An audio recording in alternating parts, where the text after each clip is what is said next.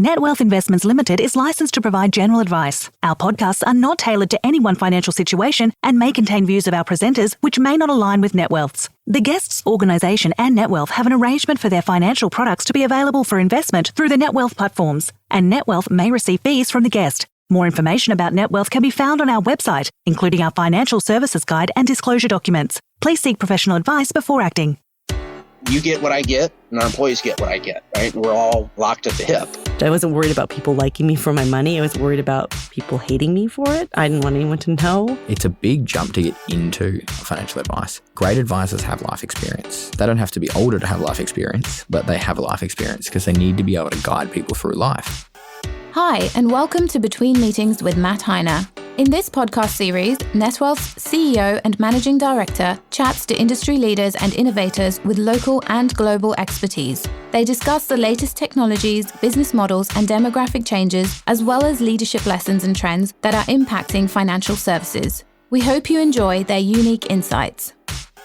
Hi, and welcome to today's episode. It's fair to say that it's very hard to have a conversation at the moment without talking about, or at least referencing, ChatGPT or AI. Now, there is no doubt that AI is here, and there is no doubt that it's not going away. But it has been around for a long time, and I think it's important that we start to think about and understand what the applications are and what it actually means for us. And to do that, I'm delighted to have Dr. Micheal Kollo joining me today. Hi, Matt. How are you? I'm excellent. Thanks so much for joining us today. As I was just introduced, it really is the topic of the month or the week. We've seen from some of the stats that ChatGPT has had the highest adoption of any technology. I think almost just above now the take-up of Threads as the fastest ever downloaded app. Oh, wow. Yeah. I think when it was first released in November of last year, I think OpenAI was just trying to test it.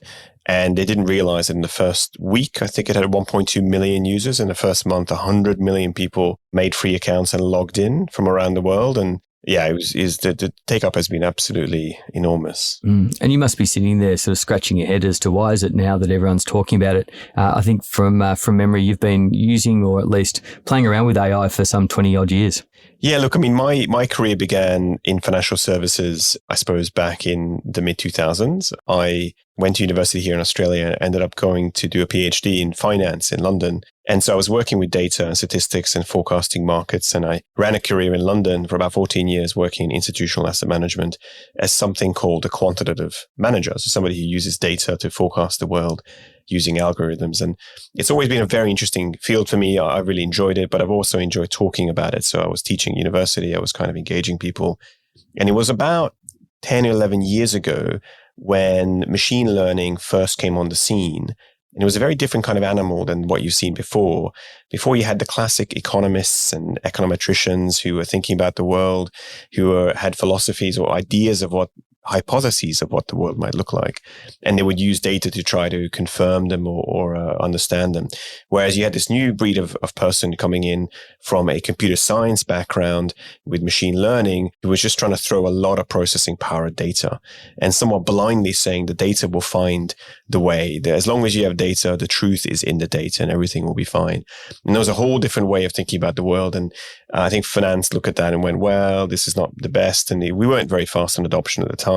But there's a little known field that began to emerge called natural language processing, which was using initially data feeds from Twitter and all these other places. And just to give you a sense, the simplicity of it back then, about 11 years ago, I'm talking about a long time ago, 11 years ago, was looking at positive and negative words on a page. So you read a newspaper article and you looked at how many words were like great and how many words were like poor. And then you counted them up. And then the ones with the more number of good words were good articles and the opposite for bad articles. And that was as far as we understood language. 11 years later, or maybe about 12 years later, we have a system in ChatGPT underneath the umbrella of an area called generative AI, which understands and speaks language better than we do. So the linguistic IQ of the system is around 140.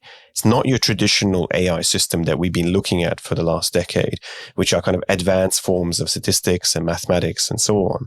What we're seeing here is a system that has essentially cracked the use of language, which we thought up until now was an innately human thing. And it was innately imperfect, and it was innately representing for example, from the creative side, our wishes and aspirations, from the work side, our complexities of our reports and our conversations and so on written down. But actually these systems are brilliant at picking them up and using them. And I think the big surprise for the whole world was how quickly that emerged and how rapidly suddenly something like ChatGPT came out and said, we have passed a significant milestone. We think we can understand and comprehend and write language really, really well. And the world went, wow, we want some of this. And thus we're talking about AI. But as you say, AI has kind of come and gone in popularity in the press and in conversations over time. But this is the first time that AI can be talked about in the context of language. And importantly, it can be talked about by anybody. So this is not an engineering conversation. We're not about to go into data sets and talk about Python code or whatever.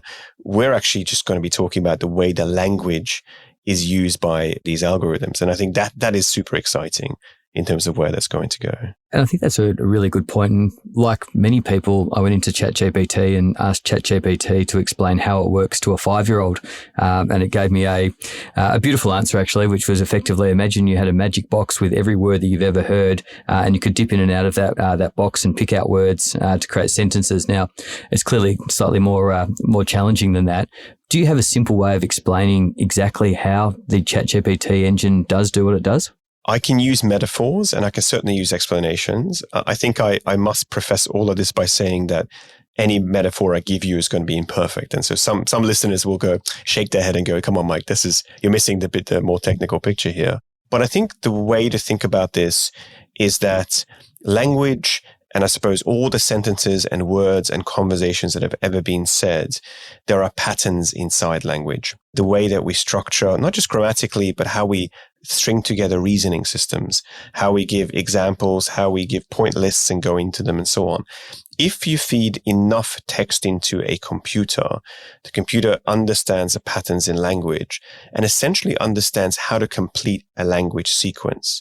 So in the simplest ways, that could be like you and I basically having a conversation and wondering what the next part of that conversation is going to be. And these systems kind of give us probabilities of what that could look like in the next part. But I think what is really surprising for people is just how rich language is in terms of the information that's inside of it. I think for a lot of data science profession went into this going, well, if we can just understand the next part of language, we can answer really simple questions. These systems are so large in terms of parameters.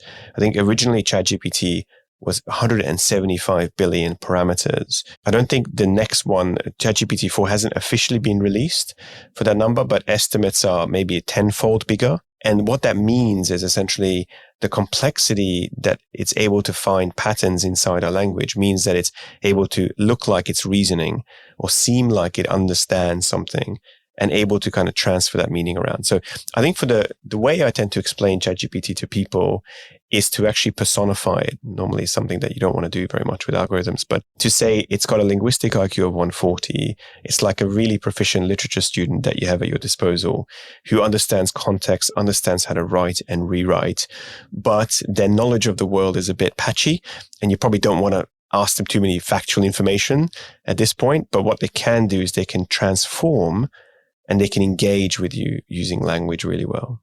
And presumably then when you're using something like DALL-E, which is the image generator, or some of the other sort of GPT-based illustrators, it's again the same thing where it's looking for patterns, colors, brushstrokes in what some would have thought before was a very unstructured environment. So that's a great point. So things like Midjourney, DALL-E, they are a form of generative AI that takes text and creates images. So rather than text-to-text transformation, it's text-to-image transformation. And again, you're talking about a really atomized idea here. And there's a particular process by which that actually happens, whereby essentially the algorithm builds up an image, which is ever more probabilistically like what you have said. But of course, initially, it feeds it with tremendous amount of images that are tagged in great deal of detail in terms of what kind of ideas and thoughts and notions that they reference. But the way that these algorithms understand pictures is on a pixelated level, a very atomic scale. And the way that it understands language in a way is through something called tokens. So again, it breaks down words, not quite into letters, a little bit more than letters, but not quite to something that you and I would recognize. And so the transformation element is the most important. Text to text or text to pictures. And again, this all comes from a discovery called transformers, which I first started reading about in 2015, which was originally done for language translation.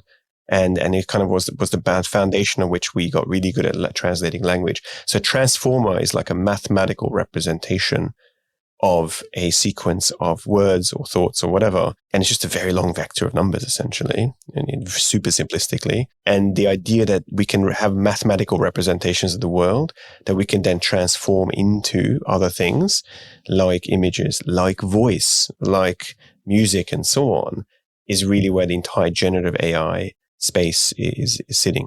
And that's probably a good segue. I think before we jumped on the podcast, we were talking about the typical questions that you get asked. One being, are robots going to take over the world? So I think from our perspective and something that we've been talking around for a number of years is it's really man with machine versus man without.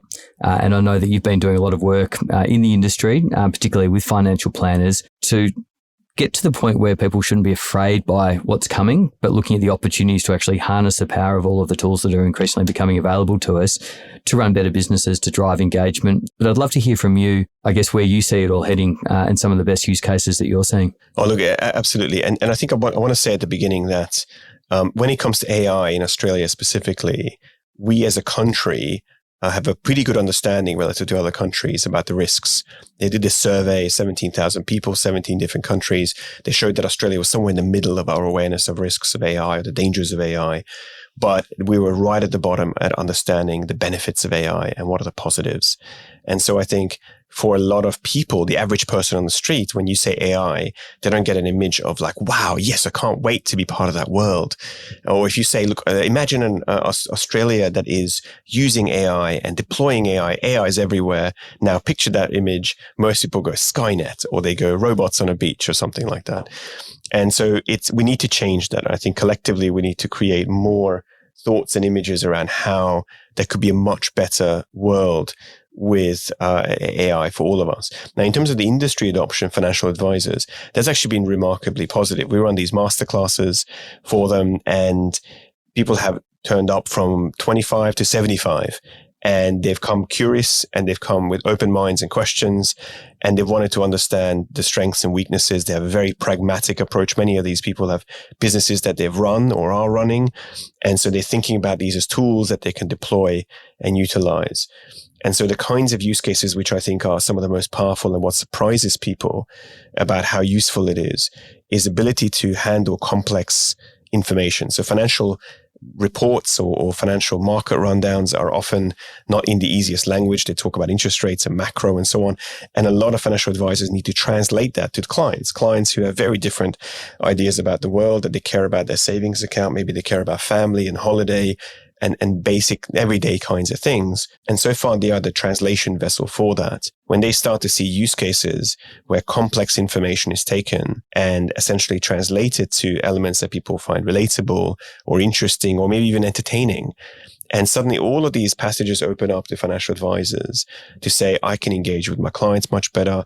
I can make this experience much more interesting. I can get rid of the benign work. I think the amount of time you can generally save on let's say a written piece of report or a blog or something is about 35 to 37%. One of the important elements, of course, all of this stuff is genuine writing or kind of the authenticity element. People worry about the fact that if we're just going to hand it over to AI, where's the authenticity?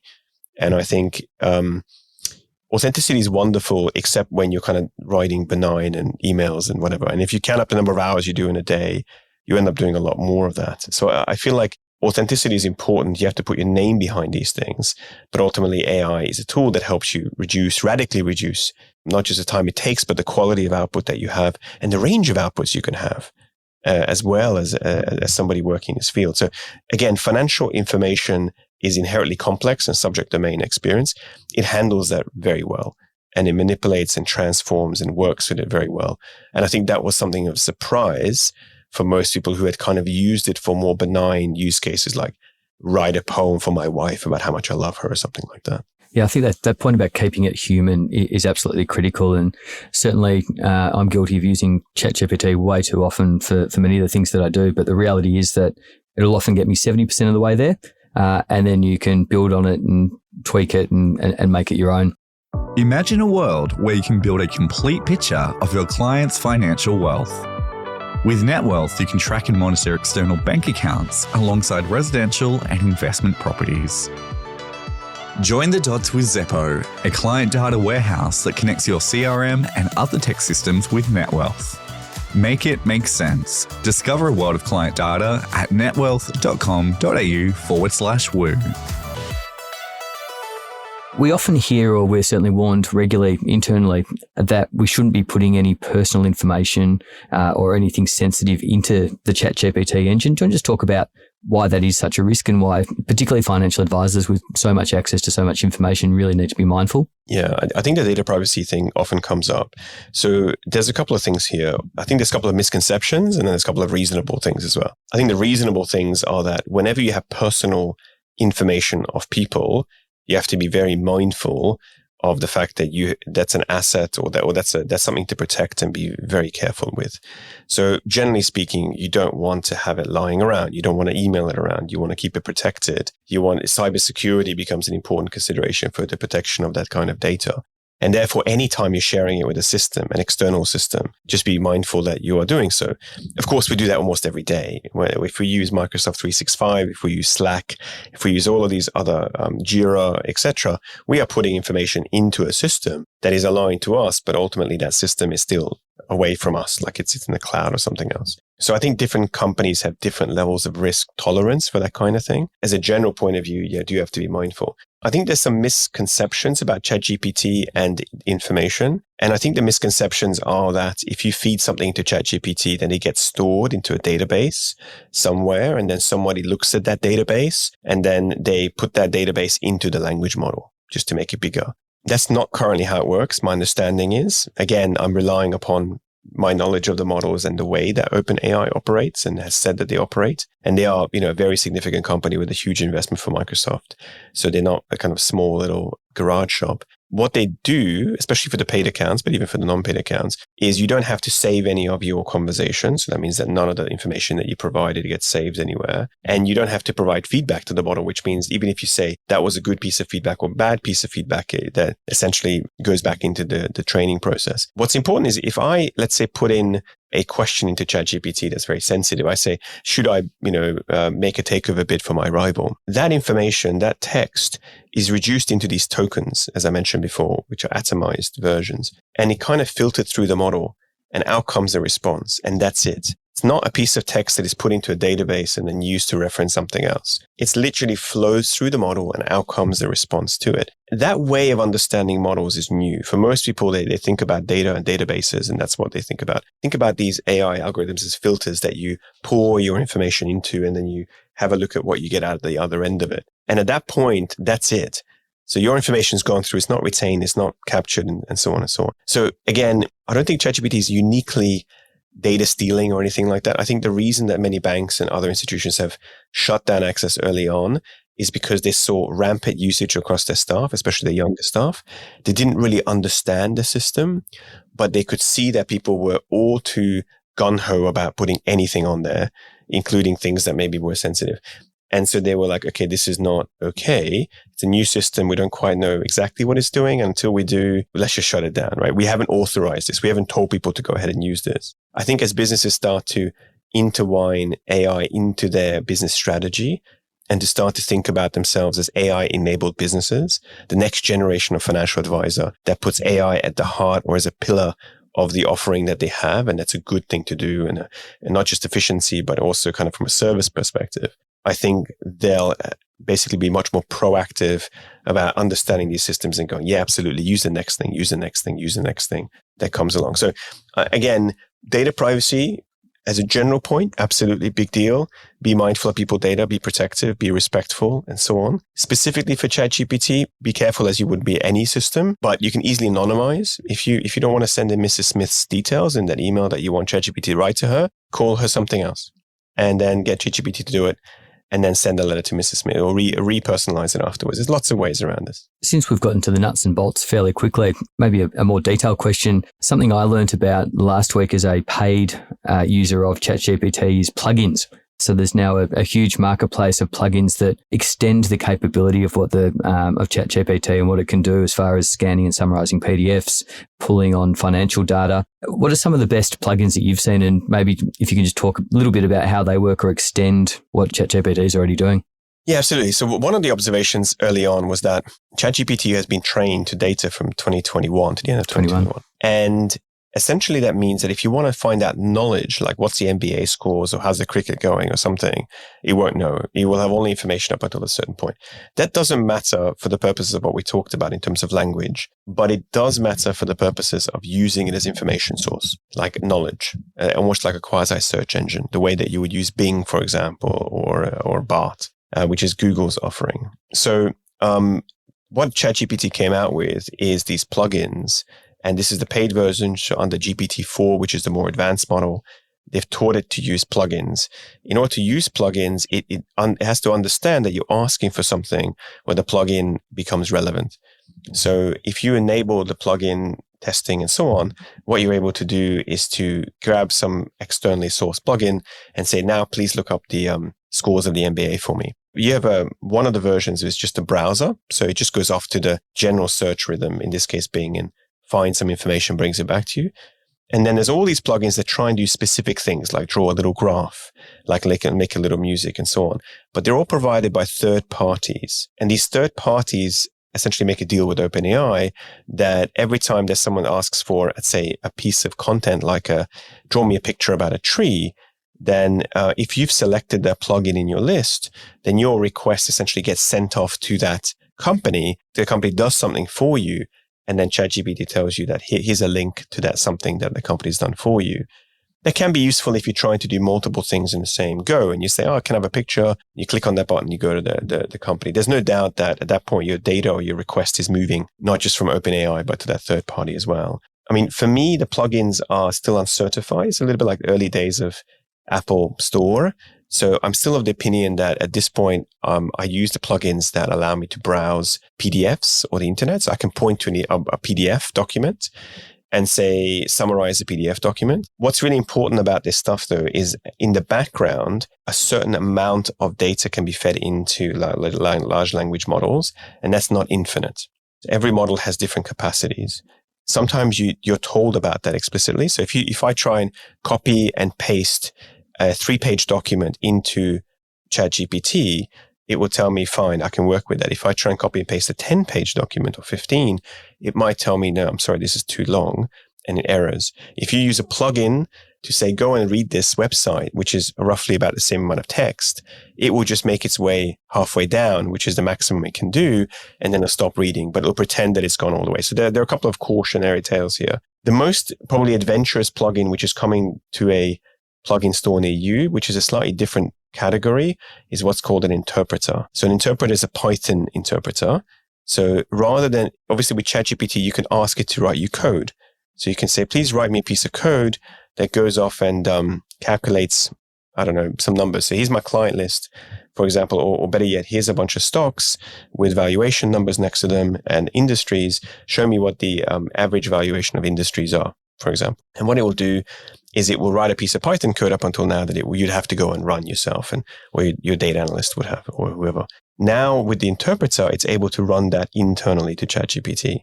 So what that means is that if you upload a piece of data, again, being mindful of what you upload, but if you upload an Excel spreadsheet, it can pick that up and it can create data analytics for you, basic data analytics for you, and maybe some exploration as well. For people that don't know how to code or don't really understand that side of the world, it becomes a really easy thing to talk to a database essentially through ChatGPT to get you to do things. Again, that Python code that it runs cannot access the internet. So they try to make it safe. They were very cautious about the fact that people could, ask it to do malicious things, but it is able to explore data. So I suppose as a kind of a plugin, the ones that are most powerful are the ones that allow you to read the internet, and the ones that enable you to work with your own data set, to interrogate it and to ask questions. What's the biggest this? What's the biggest that? What's the average of this? And so on and so on. You've referenced a number of times what you might ask the engine to do, and I touched on an example earlier on where I asked ChatGPT to explain ChatGPT to a 5-year-old. The prompts that you put in or the questions that you ask will give you very different answers, and therefore it becomes very important, how much information or what it is that you're actually asking. If we bring it back to sort of financial advice and wealth management again, what are some of the suggestions or what are the great prompts that you've seen that have seen really good results? So as part of the masterclasses, I end up teaching prompt design, and I think that's a very important part, and people often miss that out. So for example, many people listening to this podcast would be like, well, I tried it once. I asked it to write a report for me, but it was so bland and generic, I never touched it again. And so generally when you're writing prompts, you can be extremely prescriptive. You can literally write a page of prompts, which would be, this is exactly how I want you to do things. I mean, generally speaking, most prompt design will say to you, there's probably 3 things that you have to do. The first one is provide context. So for example, pretend that you are an equity analyst and you're looking at this fact sheet that I'm showing you, and you'd like to understand what are the kinds of risks that this fund is taking, for example. The second part of the prompt would be read the below text and highlight 2 of the major risks that I highlighted by the manager about the economy. And then the final prompt would be, how would you like the information back from the system? Which you could say things like, and write to me in 3 bullet points or 5 bullet points or whatever else you want. And just that simple structure of thinking about it, where you're not making any assumptions about what the system knows or doesn't know how to do, but you're kind of being almost as prescriptive as you would be to a junior. Imagine like sitting there with someone, an intern or whoever, read this, find out for me, tell me the highest risk that I mentioned, and write it to me in the style of Wall Street Journal or the AFR or whatever. And the system will do exactly that. It will take that beautifully and it will write it out. So I think for most people, for example, one of the things that we do with the masterclass is we take an investment process and we say, right, here's your investment process of your manager. Now, let's say we want to do some funky stuff with this, right? And so the first one is express the investment process as a simple 5 bullet points. It's quite complex, so often that's kind of a nice one. Express it in terms of a 5-year-old. Absolutely, it's a great one to get hold of. But then you can do things like write a multiple question and answer on this that I can give to other people to test them on their knowledge, or pretend that you are the investment manager that has this and let me have a conversation with you. And so one of the key parts of what I just said is when you're prompting the system, people assume that you're going to be asking the questions and the system's going to be giving you the answers, which is reasonable most of the time. But what's wonderful about the system is you can play with it all kinds of different ways. You can get it to ask you questions. You can say to it, for example, slightly tangentially, guess the name of my dog without asking me the name of my dog. Ask me a question and I'll provide a response. And the system very cleverly works its way through. Do you like animals? What kind of animals do you like? Oh, I like turtles and doves and I like dogs. Well, dogs, what kind of dogs? Oh, do you have a dog? What kind of breed of a dog? And it works the way through. And then eventually you kind of go, okay, so what's the answer? And it'll kind of make a guess. And sometimes it's wrong, sometimes it's right. But the point is that it's trying to engage you. So I think prompt design for the quality of outcome that you get is very important. And the second thing is very important is expecting to iterate with the system. It's not a one shot. Do this for me. Oh, you failed. Okay, I don't want to talk to you again. It's this, okay, but do it slightly longer, do it slightly shorter. Emphasize this, don't emphasize that. Take this away, put that back in again. And within 3 or 4 of those kinds of prompts, you get to really decent kind of, I think, response. So the question that clearly comes up is this how SOAs and ROAs are going to be produced in the future? I saw a post earlier on LinkedIn regarding what it means for paraplanners. I'd love to get your feedback on that. So I think the genuine content part is very interesting, right? I'll tell you a story, which I probably can declassify now because it's happened maybe more than a decade ago. I used to work at BlackRock at the beginning of my part of my career, which is a wonderful, wonderful shop. And I was working in the risk department, and we had about $400 billion worth of mandates that we're looking after. And it was a very high quality risk group, 90 people, PhDs, whatever. And we would talk to unusual behaviors in markets. And it was quite formulaic by the end of it. It felt very formulaic. And so I wrote a little bit of automation, I remember in Excel back in those days, that would just create the comments. And it caused a big upheaval because on the one hand, the comments had become quite formulaic. So the algorithm was correctly representing what we would have said, but the assumption was that you were looking at some information and data and making those comments.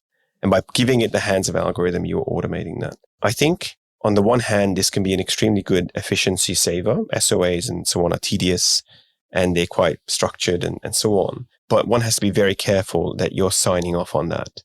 So don't let the fact that you have a piece of automation behind it mean that you pay less attention to what is being done or how it's being done. And I think as soon as you have an external vendor or a company that's providing you an algorithm to do that, it can feel like who owns that piece of content.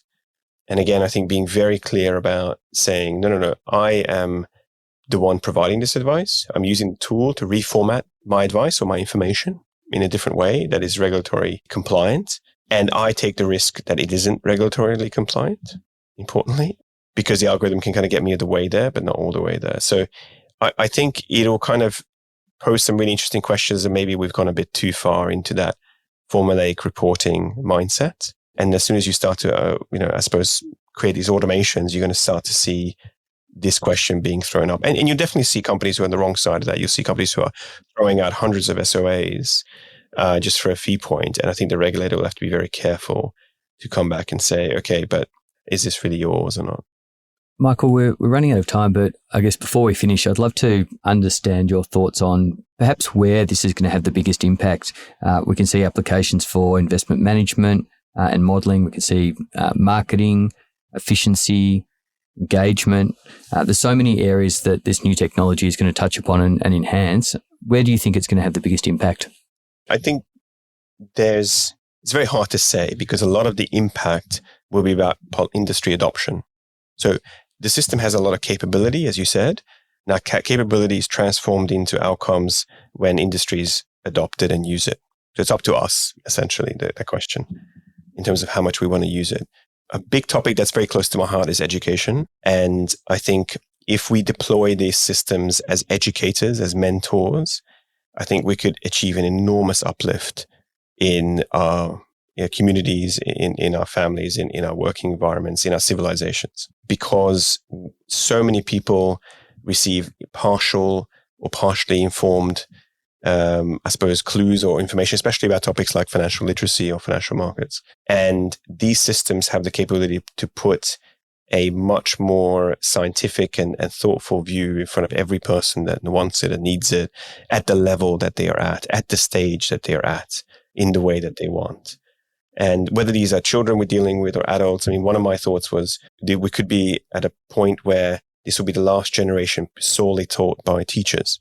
And in the future, we might have a large chunk of material being delivered and tested by AI algorithms. And that's not a scary concept as it might seem, because at the moment, we've got 30 or 4 kids in high school, primary school classes all around the country. And while a good teacher is definitely not replaceable by ChatGPT, the bar is these overworked poor teachers who are trying to do their best with a class full of people. Similar with financial literacy, I think it's hard to find good, consistent, and reliable and applicable sources of that information for all different forms in the society.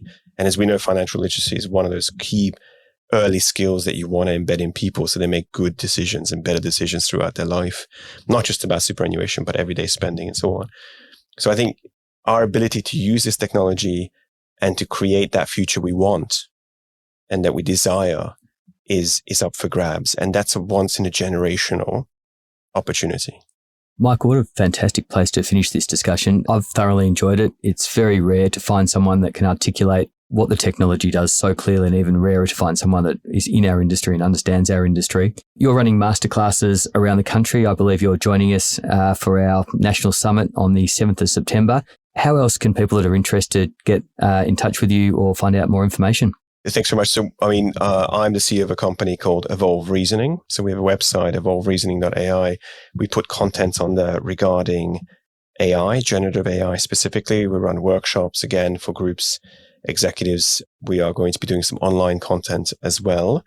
I'm quite prolific on LinkedIn, but I'm always also responsive to emails as well. So again, I'm deeply passionate about AI adoption and getting people to use these tools and to give it a shot and see what it can bring them. So any way that I can help organizations or individuals achieve that, I'm all ears. Fantastic. I can't wait to see where this is all going and really look forward to continuing the conversation. Thanks very much. Thank you. Thanks for listening to this episode of Between Meetings.